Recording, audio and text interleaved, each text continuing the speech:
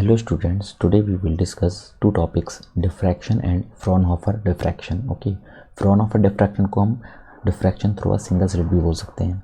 तो first of all हम definition देखते हैं. Definition of diffraction of light. देखो डेफिनेशन क्या है.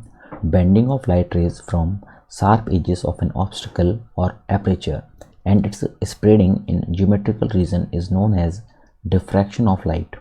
ओके, जब लाइट रे को हम इंसिडेंट करते हैं शार्प एजेस पर ऑब्स्टिकल की या फिर एपरेचर की, तो वो बेंड हो जाती है. ओके, तो इस फिनोमिना को हम बोलते हैं डिफ्रैक्शन ऑफ लाइट.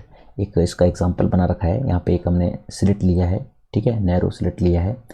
तो इसकी शार्प एजेस पे क्या हो रहा है, ये शार्प एजेस हैं, इसमें लाइट रे इंसिडेंट हो रही है और अब क्या हो जा रही है, बेंड हो जा रही है. ठीक है ना, इस फिनोमिना को हम बोलते हैं डिफ्रैक्शन ऑफ लाइट. इसकी एक कंडीशन है. वैसे तो डिफ्रैक्शन अगर साइज कितना भी हो एपरेचर का, उसमें डिफ्रैक्शन हमको मिल सकता है, बट इफ़ेक्टिवली अगर हम चाहते हैं कि इफ़ेक्टिवली हम देख पाएँ डिफ्रैक्शन ऑफ लाइट वेव, तो उसके लिए जो साइज ऑफ एपरेचर होता है, ठीक है, साइज ऑफ एपरेचर या फिर साइज ऑफ ऑब्स्टिकल, वो क्या होना चाहिए, वेवलेंथ ऑफ लाइट वेव उसके ऑर्डर का होना चाहिए. और क्योंकि वेवलेंथ ऑफ लाइट वेव काफ़ी कम होती है, तो ऑब्स्टिकल का साइज अगर हमें डिफ्रैक्शन ऑफ लाइट ऑब्जर्व करना है तो काफ़ी छोटा होना चाहिए. ठीक है, नैरो होना चाहिए एपरेचर का साइज. अगर साउंड वेव की बात करें तो साउंड वेव में भी डिफ्रैक्शन देखने को मिलता है, और जनरली जो साउंड वेव का वेवलेंथ होता है वो क्या होता है, ज़्यादा होता है as compare to light wave. तो हमें इजीली देखने को मिलता है साउंड वेव का डिफ्रैक्शन, बिकॉज जनरली जो साइज ऑफ ऑब्स्टिकल्स होते हैं वो क्या होते हैं, लाइट वेव के वेवलेंथ के ऑर्डर के होते हैं, तो उसमें ईजिली हम देख पाते हैं diffraction of sound wave. Okay, but diffraction of light wave हम इजीली नहीं देख पाते हैं. इसके लिए हमारा जो ऑब्स्टिकल है या फिर एपरेचर है उसका साइज नैरो होना जरूरी है. There are two types of diffraction of light. First is Fraunhofer diffraction and second is Fresnel. Okay, Fresnel diffraction. दो टाइप के डिफ्रैक्शन होते हैं, एक होता है फ्रॉनहोफर डिफ्रैक्शन एंड एक दूसरा होता है फ्रेस्नेल डिफ्रैक्शन. देखो फ्रॉनहोफर डिफ्रैक्शन में क्या होता है, ये फ्रॉनहोफर साइंटिस्ट का नाम था और फ्रेस्नेल भी क्या थे, साइंटिस्ट थे. फ्रॉनहोफर डिफ्रैक्शन में क्या होता है, जो सोर्स ऑफ लाइट होता है या फिर एंड स्क्रीन, ठीक है, जो सोर्स होता है, सोर्स जो होता है एंड जो स्क्रीन होती है, ठीक है, स्क्रीन, ये स्क्रीन है. तो यहाँ पे जो सोर्स और स्क्रीन होता है फ्रॉनहोफर में, दोनों क्या होते हैं, इनफाइनाइट डिस्टेंस पे होते हैं स्लिट से. ये स्लिट है हमारी बीच में, ठीक है, ऑब्स्टिकल. तो ऑब्स्टिकल से source and screen infinite distance पे होते हैं. उस डिफ्रैक्शन को हम क्या बोलते हैं, फ्रॉनहोफर डिफ्रैक्शन. और सेकंड फ्रेस्नेल डिफ्रैक्शन, इसमें जो सोर्स और स्क्रीन होती है वो फाइनाइट डिस्टेंस पे होती है, ओके, ऑब्स्टिकल से, तो उसको हम बोलते हैं फ्रेस्नेल डिफ्रैक्शन. ओके, तो हमारे सिलेबस में फ्रॉनहोफर डिफ्रैक्शन है, तो इसको हम डिटेल में करते हैं. ओके, तो सबसे पहले हम पढ़ते हैं फ्रॉनहोफर डिफ्रैक्शन. ओके, इसको diffraction through a single slit भी बोलते हैं, diffraction through a single slit. इसके लिए हम देखते हैं, क्योंकि अभी हमने बताया था जो फ्रॉनहोफर डिफ्रैक्शन होता है उसमें जो सोर्स होता है, ओके, एंड जो स्क्रीन होती है, ये यहाँ पे स्क्रीन है हमारी, ठीक है, ये क्या होती है, इनफाइनाइट डिस्टेंस पे होते हैं ऑब्स्टिकल से. तो ऑब्स्टिकल हमारा ये है ऑब्स्टिकल. ओके, तो इसमें क्या करेंगे, देखो सोर्स को इनफाइनाइट पे तो नहीं ले सकते हैं, इसलिए यहाँ पे हम दो कॉन्वेक्स लेंस यूज़ करते हैं. एक हमारा पहला कॉन्वेक्स लेंस ये है और दूसरा कॉन्वेक्स लेंस ये है, ठीक है. तो फर्स्ट कॉन्वेक्स लेंस के फोकस पर, फर्स्ट कॉन्वेक्स लेंस जो हमारा L1 है, इसके फोकस पे हम सोर्स को रख देते हैं, ठीक है, मोनोक्रोमेटिक सोर्स को रखते हैं. तो मोनोक्रोमेटिक सोर्स से जो लाइट वेव्स आएंगी वो क्या होंगी, आफ्टर रिफ्रैक्शन क्या हो जाएंगी, पैरेलल हो जाएंगी, ठीक है, प्रिंसिपल एक्सिस के. तो पैरेलल हो जाएंगी, तो पैरेलल लाइट रेज जो होती हैं उनके लिए वेव फ्रंट कैसा होता है, प्लेन वेव फ्रंट. तो हमारा जो इंसिडेंट वेव फ्रंट हो जाएगा वो क्या हो जाएगा, प्लेन वेव फ्रंट. ये प्लेन वेव फ्रंट हमने ड्रॉ कर रखे हैं, ठीक है, पैरेलल लाइंस जो हैं ये प्लेन वेव फ्रंट हैं. ओके, अब बीच में हमने एक ऑब्स्टिकल लगाया, ठीक है, सिंगल स्लिट. इसमें सिंगल स्लिट है, देखो इसमें सिंगल स्लिट में हमने दो पॉइंट्स ले रखे हैं, एक S1 पॉइंट लिया है फर्स्ट पॉइंट और एक लास्ट पॉइंट लिया है S2. एक्चुअली जो स्लिट है, ठीक है, इसके बीच में काफ़ी सारे पॉइंट्स होंगे, ठीक है, तो हमने दो पॉइंट्स ले रखे हैं, एक S1 ले रखा है फर्स्ट पॉइंट और दूसरा ले रखा है लास्ट पॉइंट S2. इन दोनों पॉइंट्स के बीच की जो डिस्टेंस है वो कितनी है, A. ओके, अब क्या होगा, देखो लाइट रे क्योंकि इंसिडेंट हुई है, इसके जस्ट एकदम जस्ट बाद में एक हम दूसरा कॉन्वेक्स लेंस लेंगे जिसकी जो फोकल लेंथ होगी वो कितनी होगी, कैपिटल D के इक्वल रहेगी. यानी कि distance between slit and screen उसके बराबर रहेगी इसकी फोकल लेंथ, जो हम कॉन्वेक्स लेंस लेने वाले हैं L2. ओके। ये कॉन्वेक्स लेंस क्या करेगा, इसको कन्वर्ज कर देगा, और कन्वर्ज कहाँ करेगा, सेंटर पॉइंट पे करेगा सी पर, और यहाँ पे हमको क्या मिलेगी, सेंट्रल फ्रिंज मिलेगी, सेंट्रल ब्राइट फ्रिंज। ओके। अगर बात करें सेंट्रल ब्राइट फ्रिंज की, तो फेज डिफरेंस कितना आएगा, S1 से जो लाइट वेव फ्रंट आ रहा है और S2 से जो वेव फ्रंट आ रहा है, उन दोनों में अगर मैं पाथ डिफरेंस की बात करूँ तो कितना आएगा, 0 पाथ डिफरेंस रहेगा, और इस वजह से यहाँ पे इंटेंसिटी क्या रहेगी, मैक्सिमम रहेगी सेंटर पे, और इसको हम कहेंगे सेंट्रल ब्राइट फ्रिंज। ओके। तो उसी तरह से अगर मैं फर्स्ट मैक्सिमा या फर्स्ट मिनिमा की पोजीशन निकालनी है तो हम क्या कर लेते हैं, S1 से एक पॉइंट P मान लेते हैं स्क्रीन पर, ठीक है, स्क्रीन पर एक पॉइंट P मान लेते हैं जिसकी जो डिस्टेंस है सेंट्रल मैक्सिमा से वो कितनी है, y। ओके। तो S1 से जो वेव फ्रंट जाएगा उसका हमने पाथ बनाया। ओके। उसी तरह से S2 से जो वेव फ्रंट जा रहा है उसके लिए हमने पाथ बनाया, ठीक है, दोनों से पाथ बनाया, और दोनों यहाँ पे क्या करेंगे, सुपरपोज करेंगे, ठीक है, सुपरपोजिशन करेंगे यहाँ पे P पॉइंट पर, और यहाँ पे या तो डार्क बनेगा या फिर ब्राइट बनेगा, ठीक है। अब क्योंकि जैसे हमने यंग्स डबल स्लिट एक्सपेरिमेंट में किया था, क्या निकाला था, पाथ डिफरेंस निकाला, तो यहाँ पे भी हम पाथ डिफरेंस निकालेंगे। तो देखो पाथ डिफरेंस कैसे निकालेंगे, यहाँ पे देखते हैं उसको, पाथ डिफरेंस हम कैसे निकालेंगे, ठीक है।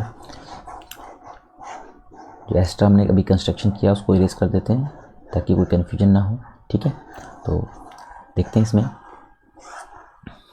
कि हम पाथ डिफरेंस कैसे निकालेंगे। देखो पाथ डिफरेंस निकालने के लिए हम क्या करेंगे, एक परपेंडिकुलर ड्रॉ करेंगे, ठीक है, S1 से एक परपेंडिकुलर ड्रॉ करेंगे S2P पर, S2P पर हमने एक परपेंडिकुलर ड्रॉ किया जिसका जो फुट है वो क्या है, M पॉइंट पर है, ठीक है।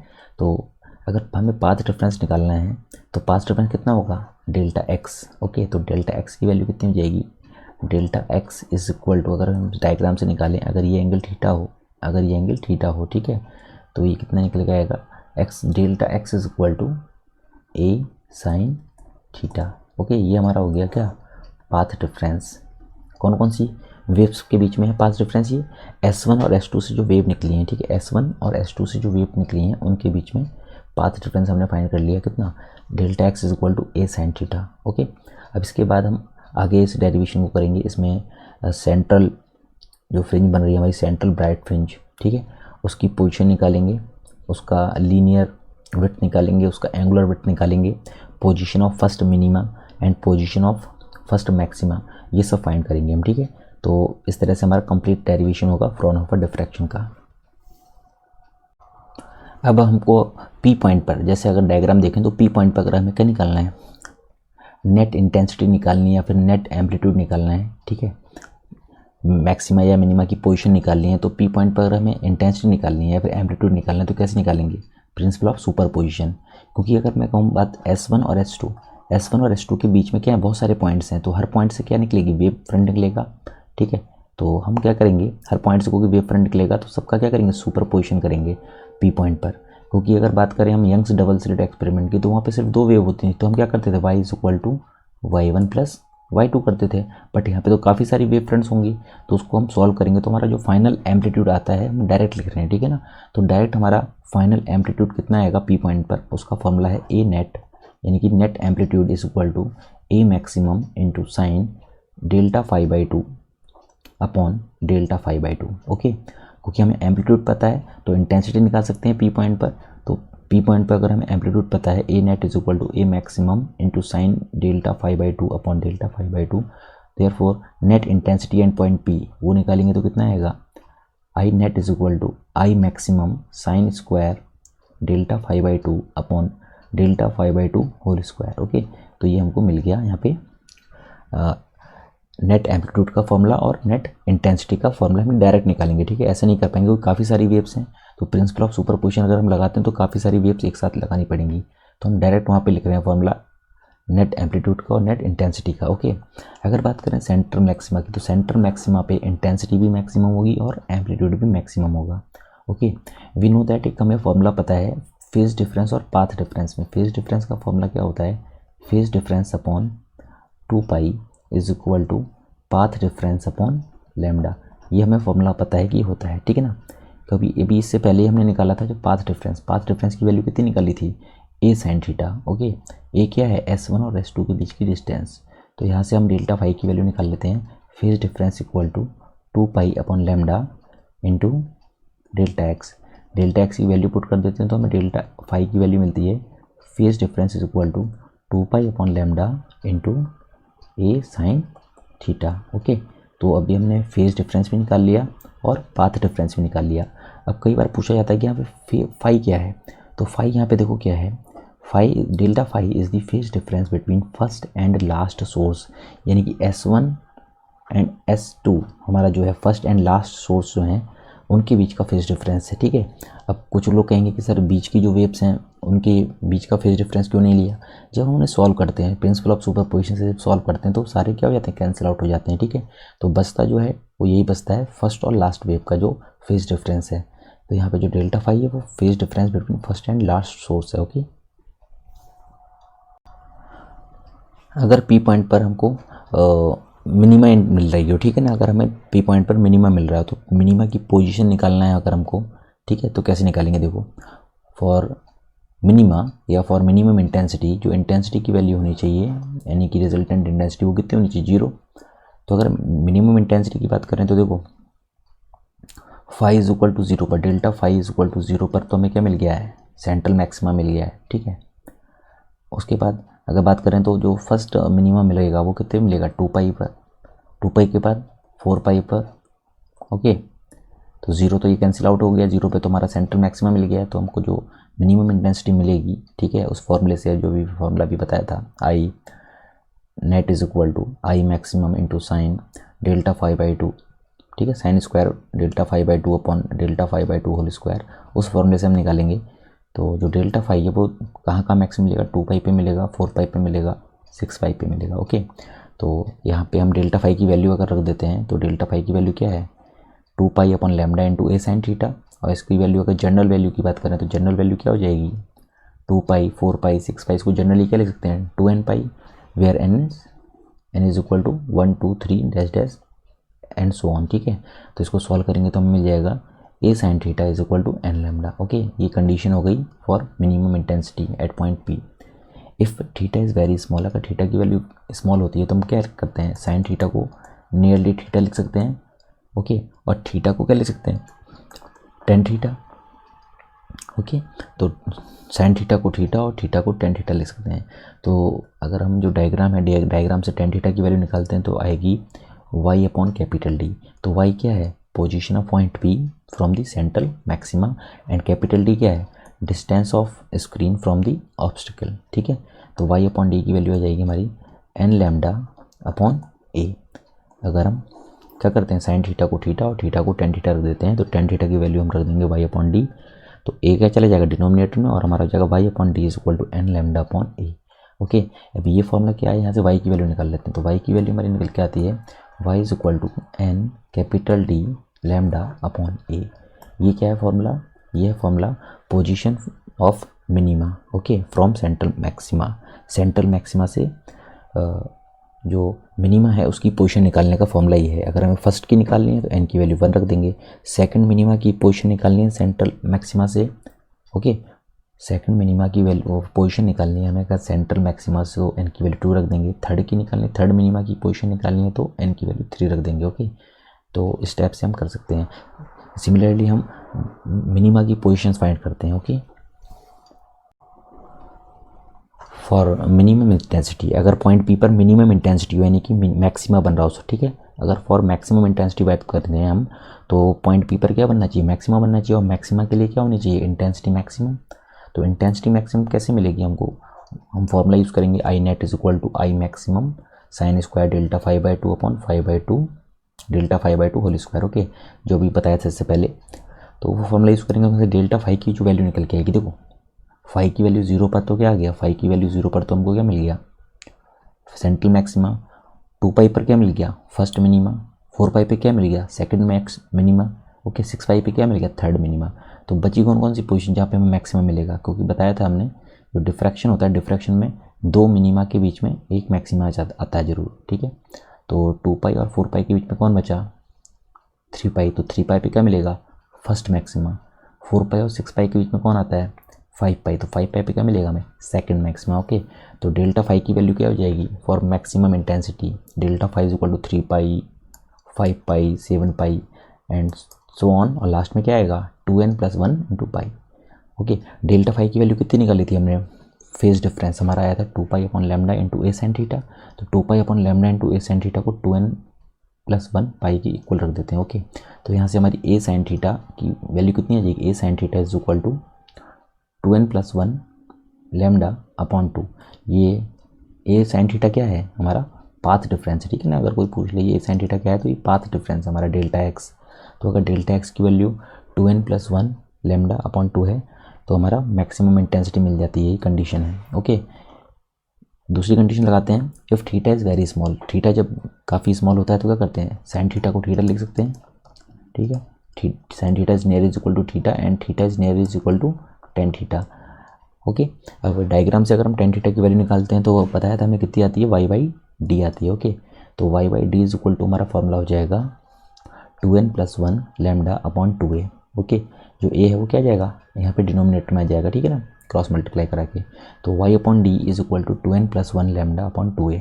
ओके, यहाँ से y की वैल्यू निकालते हैं तो y की वैल्यू कितनी आती है, y is equal to 2n+1 capital D lambda upon 2a। ये फॉर्मूला क्या है, इस किसका फॉर्मूला है, position of maxima from the central maxima. Okay, central maxima से मैक्सिमा की पोजीशन निकालने के लिए फॉर्मूला है ये। ओके, अगर फर्स्ट मैक्सिमा की पोजीशन निकालनी है तो n की वैल्यू क्या रख देंगे 1। सेकंड मैक्सिमा की पोजीशन निकालनी है सेंट्रल मैक्सिमा से तो उसके लिए n की वैल्यू क्या रख देंगे 2। तो इस टाइप से हम काफ़ी सारी पोजीशंस निकाल सकते हैं, ठीक है। तो अगर यहाँ से हम ये चीज़ देखें कि कौन कौन से फेज डिफरेंस पे हमको वैल्यू मिलती है, मैक्सिमम मिनिमम मिलता है, तो उसको देख सकते हैं, ठीक है। तो जो सेंट्रल मैक्सिमा है वो कब मिलता है, जब डेल्टा फाई की वैल्यू 0 होती है, यानी कि फेज डिफरेंस 0 होता है। फर्स्ट मिनिमा कब मिलता है, जब 2 पाई होती है डेल्टा फाई की वैल्यू। ओके, फर्स्ट मैक्सिमा कब मिलता है 3 पाई पर, सेकंड मिनिमा कब मिलता है 4 पाई पे, फिफ्थ सेकंड मैक्सिमा कब मिलता है 5 पाई पर। ओके, तो हमें पाई पे कुछ नहीं मिलता है, ये याद रखने वाली बात है, ठीक है ना। पाई पे हमें कुछ नहीं मिलता है, यानी कि सबसे ब्राइट, ठीक है, विड्थ सबसे ज़्यादा किसकी होगी, सेंट्रल मैक्सिमा की विड्थ सबसे ज़्यादा होगी, बाकी सबकी क्या होगी, इक्वल होगी, ठीक है ना। लेकिन जो सेंट्रल मैक्सिमा उसकी विड्थ सबसे ज़्यादा रहती है डिफ्रैक्शन में। Okay, now position of first maxima and first minima ये निकालते हैं हम, ठीक है। तो ये देखो, पोजीशन ऑफ फर्स्ट मिनिमा अगर निकालते हैं हम, ठीक है, तो साइन थीटा की वैल्यू कितनी हो जाएगी, sine theta is equal to lambda by a. हम क्या करेंगे, अभी जो हमने जनरल फॉर्मूला निकाला उसमें n की वैल्यू 1 रख देंगे। ओके, क्योंकि हमारा कितना आया था, a sine theta is equal to n lambda आया था ना मिनिमा के लिए, तो n की वैल्यू 1 रख देंगे तो कितना आ जाएगा, sine theta is equal to lambda by a. If theta is very small होता है तो हम क्या रखते हैं, साइन थीटा को थीटा के इक्वल और थीटा को टेन थीटा के इक्वल। तो वहाँ से अगर हम टेन थीटा की वैल्यू निकालते हैं कितनी आती है, y/d। तो y/d इज इक्वल टू हमारा हो जाएगा लैम्डा बाई ए। यहाँ से y की वैल्यू कितनी आएगी, capital D lambda by a. Okay, position of first minimum from the central maximum हमने वो निकाल लिया। इसके बाद क्या करते हैं, पोजीशन ऑफ फर्स्ट मैक्सिमा निकालते हैं फ्रॉम द सेंट्रल मैक्सिमा। तो क्या करेंगे, इसके लिए हमने अभी कंडीशन बताई थी, उस कंडीशन पर रख देंगे। क्या होता है, a sine theta is equal to 2n+1 lambda, ठीक है। तो उसमें हम रखते हैं, तो यहाँ से हमारा साइन थीटा की वैल्यू कितनी आती है, sine theta is equal to 3 lambda by a. Okay, और sine theta, if theta is very small then we can write sine theta is equal to theta and theta is equal to tan theta. Tan theta की value निकालते हैं तो कितनी आती है, y/D, ठीक है। यहाँ से y की वैल्यू निकालेंगे कितनी आएगी, y is equal to cap 3D lambda upon 2a। Okay, 3D lambda upon 2a। इसको हम डायग्राम में समझते हैं, ठीक है। जो भी डायग्राम है, इस डायग्राम में इसको समझते हैं, जितने भी पॉइंट्स ये हमने अभी बताए हैं, position of first maxima and first minima from the central maxima, इस पॉइंट को हम डायग्राम में समझते हैं, ठीक है। तो डायग्राम में देखो हमने बता रखा है, ये है सेंट्रल मैक्सिमा, इतना बड़ा जो रीजन है, ठीक है, इसकी विड्थ सबसे ज़्यादा होती है सेंट्रल मैक्सिमा के ऊपर और नीचे दोनों साइड में क्या है, फर्स्ट मिनिमा हमको दिखाई देंगे। तो ये है फर्स्ट मिनिमा, ओके, ये है और ये फर्स्ट मिनिमा। उसके बाद क्या आता है, फर्स्ट मैक्सिमा, उसके बाद second minima, then second maxima. उसी तरह से नीचे भी फर्स्ट मिनिमा के बाद first maxima, then second minima, then second maxima. Okay, अभी हमने जो वैल्यूज़ निकाली उस वैल्यूज़ को हम इसमें ड्रॉ कर देते हैं, कहाँ कहाँ पे ये वैल्यूज़ हैं, ठीक है। जो भी हमने वैल्यूज़ निकाली हैं first maxima of first minima की, उसको हम यहाँ पे ग्राफ में ड्रॉ कर देते हैं, ठीक है। तो जो सेंट्रल मैक्सिमा है, सेंट्रल मैक्सिमा से फर्स्ट मिनिमा की जो डिस्टेंस है वो कितनी आई हमारी, lambda D/A। Okay, lambda D/A। तो अगर नीचे की तरफ देखें तो फर्स्ट मिनिमा की पोजीशन कितनी आएगी, नीचे भी लैम्डा डी बाई ए। तो टोटल विड्थ कितनी हो जाती है यहाँ से, total width of central maxima हमारी हो जाती है, total width of linear width, ठीक है, linear width of central maxima हमारी हो जाती है lambda D by A plus lambda D by a. Okay, तो हम इसको ऐड करते हैं, कितना आता है 2 लैम्डा डी बाई ए। ये हमारी आती है linear width of central maxima. Okay, उसी टाइप से अगर फर्स्ट मैक्सिमा की डिस्टेंस निकालें तो अभी मैंने निकाली, कितनी निकाली, y is equal to 3d lambda by 2a। तो इसको हम ग्राफ में ड्रॉ कर देते हैं 3 lambda D upon 2a। Okay,